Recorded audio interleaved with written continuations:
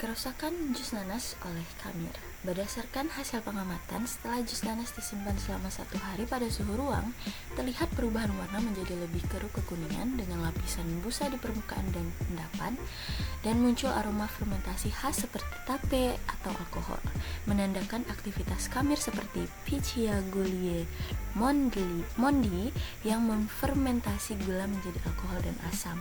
Perubahan ini menunjukkan bahwa jus mulai mengalami kerusakan mikrobiologis akibat pertumbuhan Kamir, ditandai oleh kekeruhan, busa, aroma fermentasi, dan pengendapan. Perubahan yang terjadi itu ada 2 jenis, fisik dan kimia. Yang pertama itu perubahan pada fisiknya. Warna menjadi lebih keruh dan kekuningan serta pucat. Terus terjadi pemisahan lapisan bagian atas berbusa dan bagian bawahnya lebih jernih. Setelah itu muncul lapisan busa atau pelikel di permukaan jus. Terlihat endapan halus di dasar wadah. Terdapat gelembung gas kecil, tanda adanya proses fermentasi. Bisa dilihat dari atas tutupnya yang menggelembung. Yang terakhir itu tekstur jus sedikit lebih kental atau licin dibanding kondisi awal. Sedangkan pada perubahan kimianya itu penurunan pH dari sekitar 4,2 menjadi kurang lebih 3,8 sampai 4,01 akibat terbentuknya asam organik.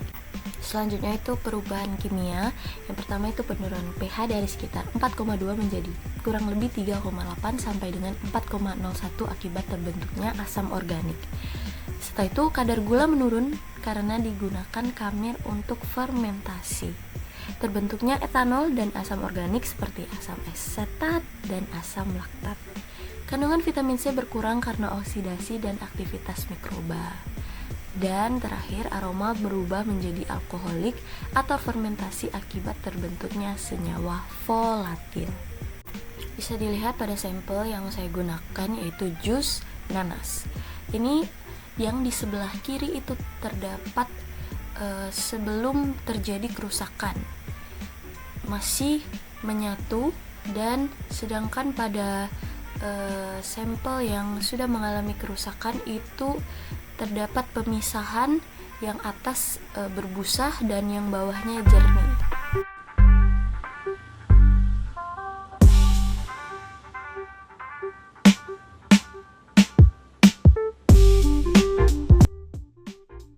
Nah, untuk tanda yang dapat diamati, yang pertama itu warna jus itu terlihat berubah lebih keruh dan sedikit kecoklatan. Yang kedua, muncul lapisan busa atau gelembung gas di bagian atas jus. Sangat terlihat setelah sampel yang saya tunjukkan tadi. Yang ketiga, terlihat endapan halus di dasar wadah. Dan jus mulai beraroma fermentasi khas seperti tape atau alkohol.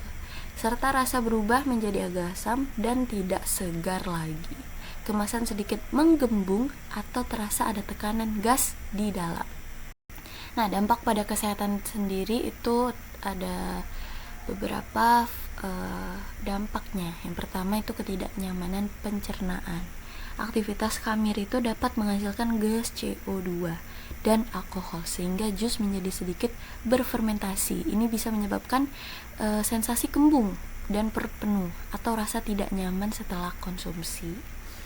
Yang kedua itu penurunan nilai gizi dan kehilangan manfaat. Ketika mikroorganisme tumbuh, jus nanas bisa kehilangan sebagian kandungan vitamin C-nya atau senyawa bioaktif lainnya.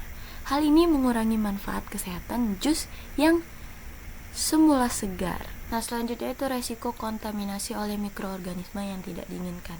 Jadi, jika jus rusak juga terkontaminasi kapang, penghasil toksin, maka resiko kesehatannya menjadi lebih serius. Yang terakhir itu penurunan keamanan mikrobiologis keseluruhan.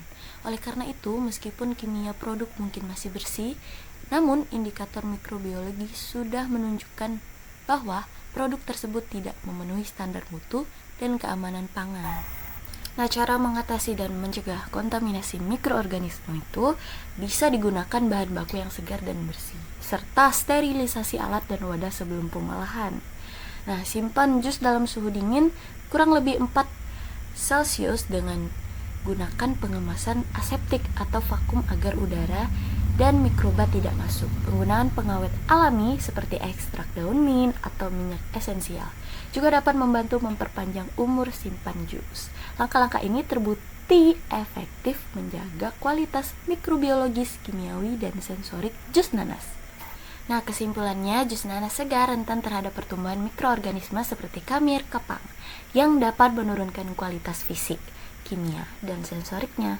Kerusakan ini bisa dicegah dengan menggunakan bahan baku bersih, sterilisasi alat, dan pengolahan termal dan non-termal. Dengan langkah-langkah ini, jus nanas tetap aman dikonsumsi, mempertahankan nutrisi, rasa, dan kualitasnya, serta meminimalkan risiko potensi bahaya kesehatan.